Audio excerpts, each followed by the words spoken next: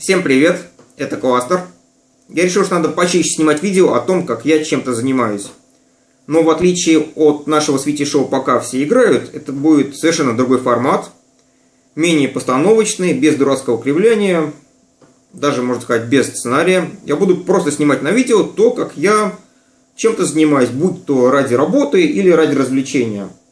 Это будет, конечно, интересно уже меньшему количеству людей, но я надеюсь, что будет носить более обучающий характер, будет более информационное, и кто-то чему-то научится благодаря этому. Тем более, всегда интересно наблюдать, как работает другой человек.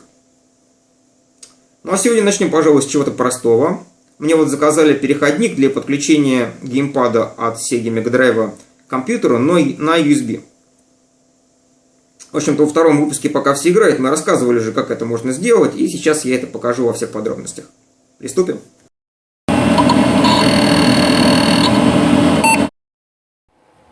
Итак, как ни странно, нам понадобится микроконтроллер. Я использую AT90 USB 162. Помимо него нам нужно мини-USB гнездо и кварц на 16 МГц. Разводить плат я начинаю именно с них, потому что подключать их надо к строго определенным выводам микроконтроллера.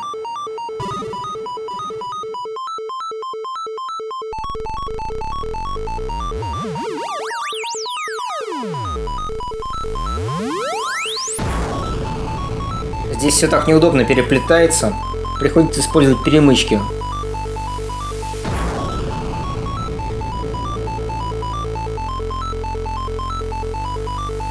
Выбор выводов для подключения геймпадов не принципиален.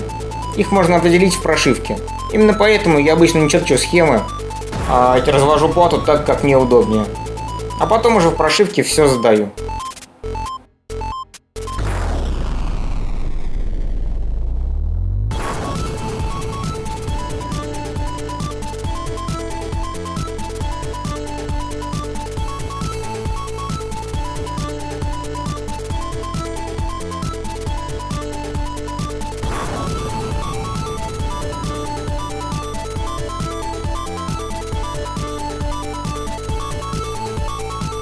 Добавим сразу выводы для подключения контроллера от Dendy, чтобы совместить в одном устройстве сразу функционал нескольких.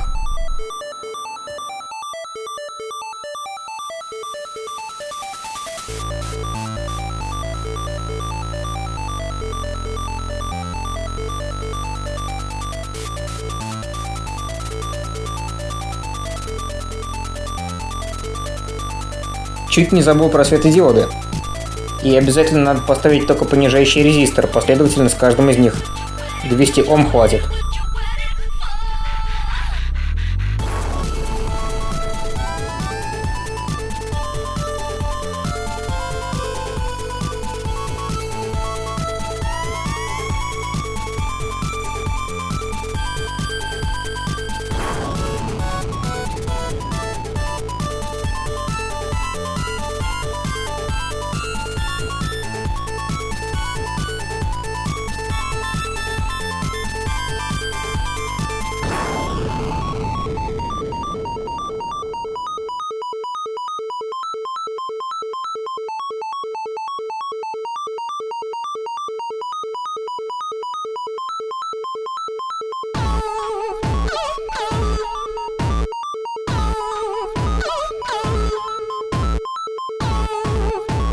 Теперь можно приступать к изготовлению платы.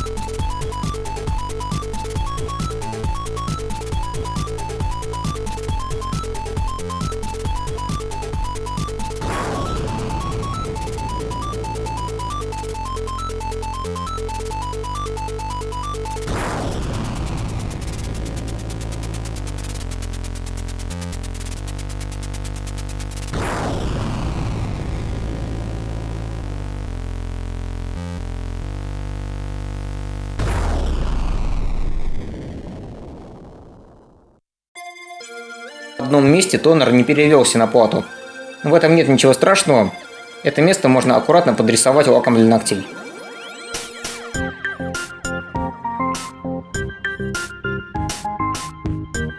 Ну а теперь отправляем плату травиться. Наконец-то можно снять тонер и посмотреть, что у нас получилось.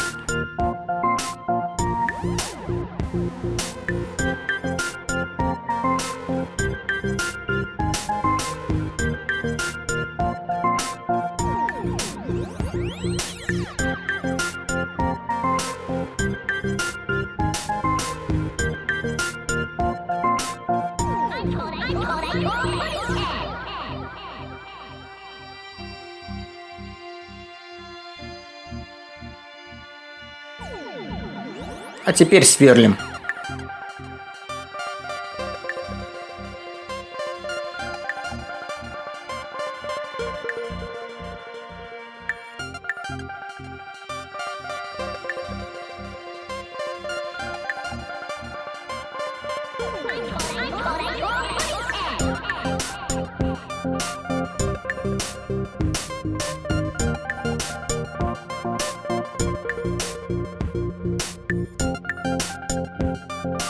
Теперь можно припаивать компоненты.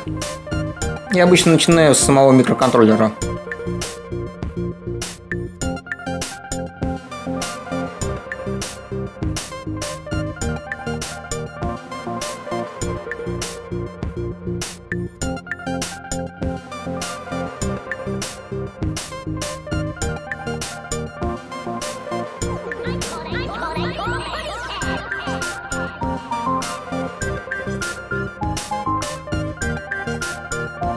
Вслед идут резисторы, конденсаторы и прочая мелочь. Я, как обычно, использую маленькие, 402 размера. На самом деле они очень удобные и их достаточно легко паять.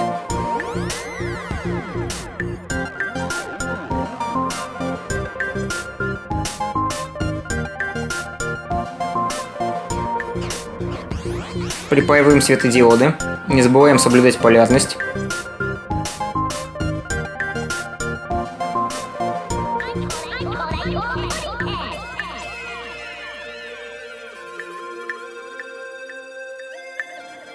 Ну и само мини-USB гнездо.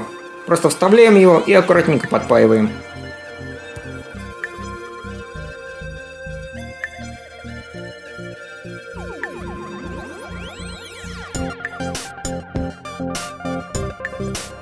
Этот микроконтроллер уже с завода идет с прошитым бутлоадером, что очень удобно. Прошивку у него можно заливать без использования программатора. Но чтобы перевести его в режим прошивки, нужно специальные выводы HVB и Reset замыкать на землю. Именно для этого я припаяю две временные кнопки. Только на время разработки. Потом их можно будет смело отпаять.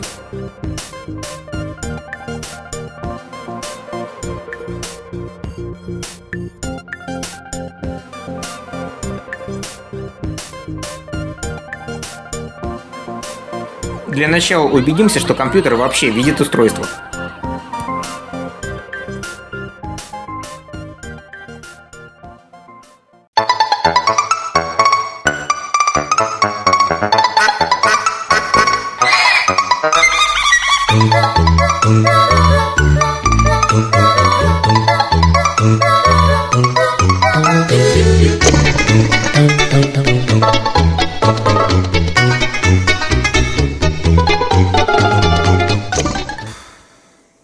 В общем, после долгих мучений выяснилось, что все микроконтроллеры, которые я купил на eBay, оказались бракованными. То есть вообще просто кирпич, никаких признаков жизни. Итак, все 10 штук. Меня сразу должна была смутить такая низкая цена. Но я уже сходил в магазин. Название магазина. Чуть-чуть переплатил и купил уже качественные микроконтроллеры, которые работают. С ними уже никаких проблем. Вывод: не экономьте, а покупайте все в магазине. Название магазина. А теперь продолжим. Ну а теперь припаяем разъемы для игровых контроллеров.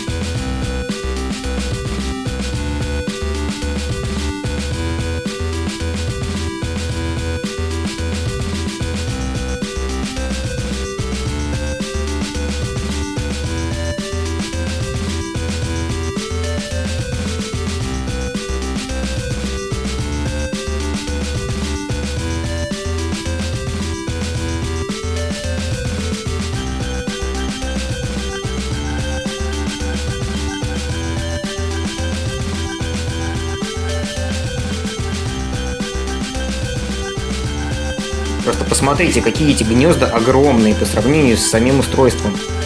Они портят весь внешний вид. Вот, наконец-то можно приступить к самому интересному, к самому приятному описанию софта. Включаем. Вот, комп сразу видит устройство, теперь можем залить в него прошивку. Но сначала ее надо сделать. У меня уже есть готовый проект, который я показывал в «Пока все играют 2». Но он был для другого микроконтроллера, поэтому надо его немножко отредактировать.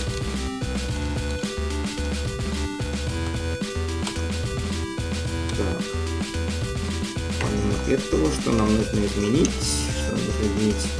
Нам нужно изменить выводы, куда подключается наш геймпад силовский.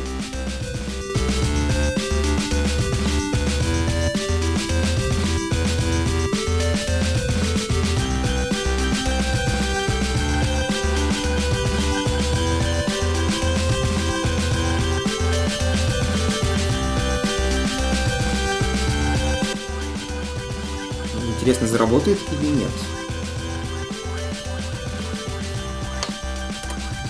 О! Неужели с первого раза? Все работает идеально.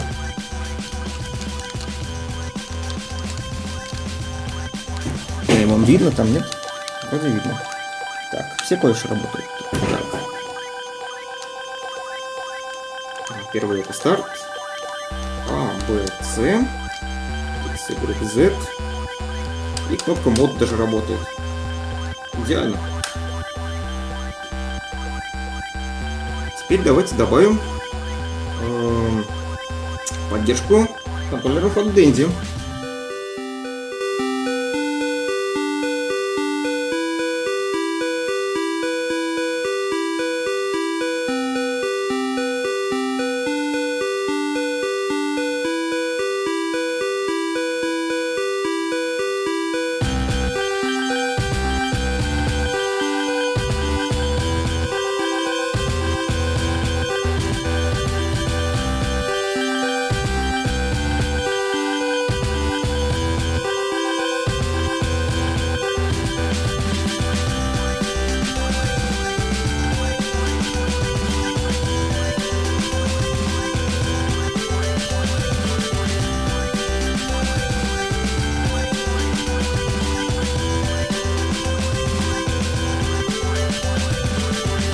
С контроллера от Dendy читается 1 байт данных.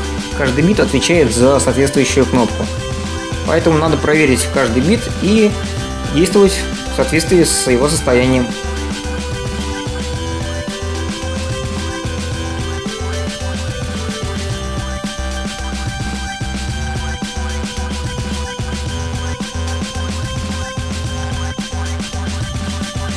Работает. Отлично.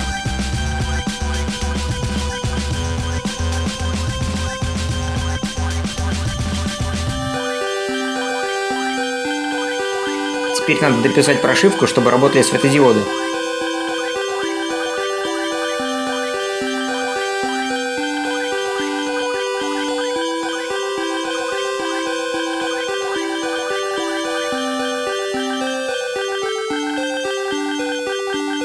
И да, поменяйте же название на нормальное.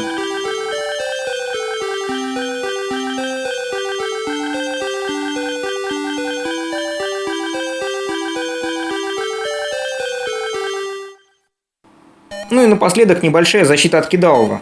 После 15 включений устройство перестанет работать, пока не введешь специальный код, который я скажу покупателю только после того, как он оплатит товар. Таким образом я могу продавать устройство в кредит, при этом не бояться, что меня кинут.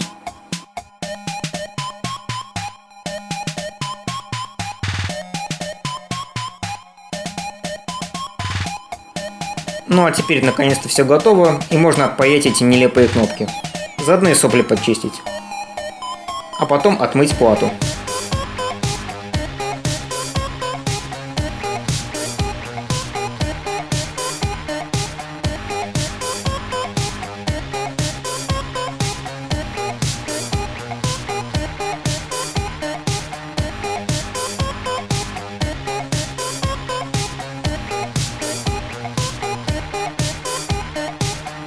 Осталось сделать корпус. Внимательно замеряем абсолютно все размеры устройства. Не забываем учесть даже высоту, чтобы никуда ничего не упиралось.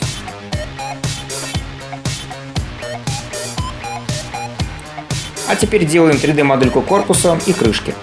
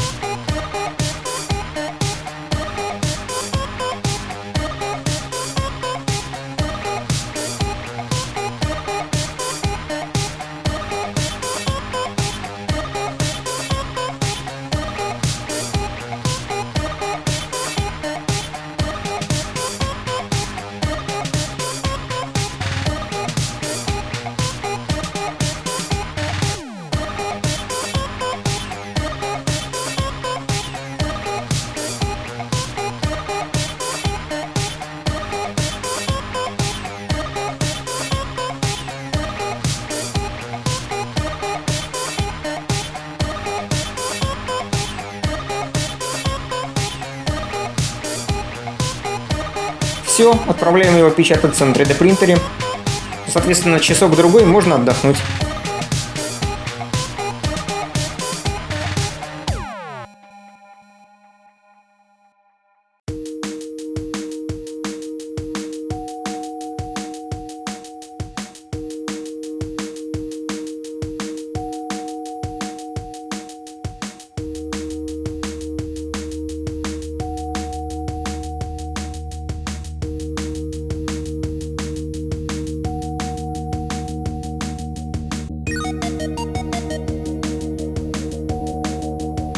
Вот как всегда, не влезает. Вот, казалось бы, я все учел, но с первого раза никогда не получается. Придется немножко изменить размеры корпуса и напечатать снова.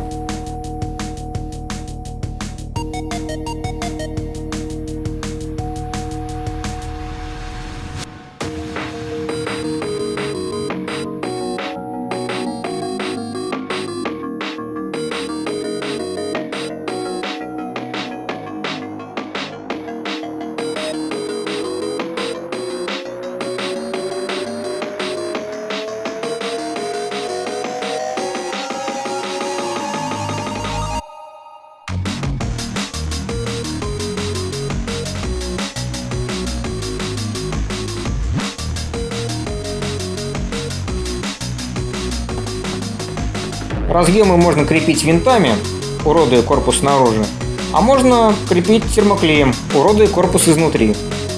Мне больше нравится последнее.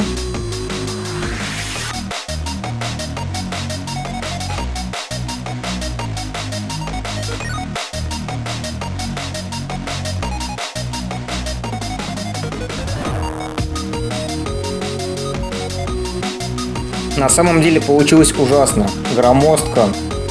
Можно было сделать плату гораздо меньше, и тогда бы устройство получилось гораздо тоньше. В следующий раз я постараюсь это учесть, если буду делать еще один такой переходник. Итак, пришло время для финальной проверки. Подключаем наше устройство к USB. Комп его сразу видит. Красненький светодиодик загорелся. Подключаем к нему контроллер от Sega. Собственно, я нажимаю на контроллере кнопки, и загорается зеленый светодиод, который говорит о том, что все вроде как работает. Проверим на компе.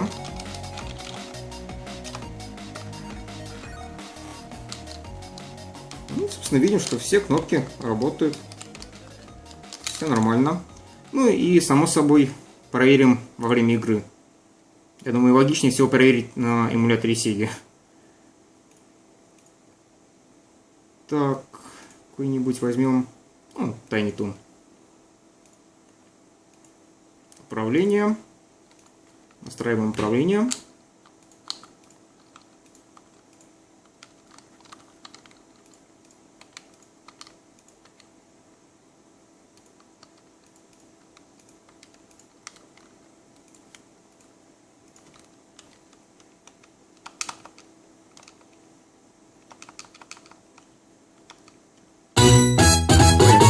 Как громко-то. Вроде работает.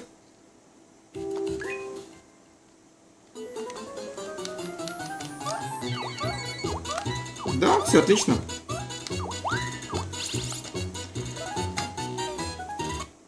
Ура! Ну, такая вот штука получилась.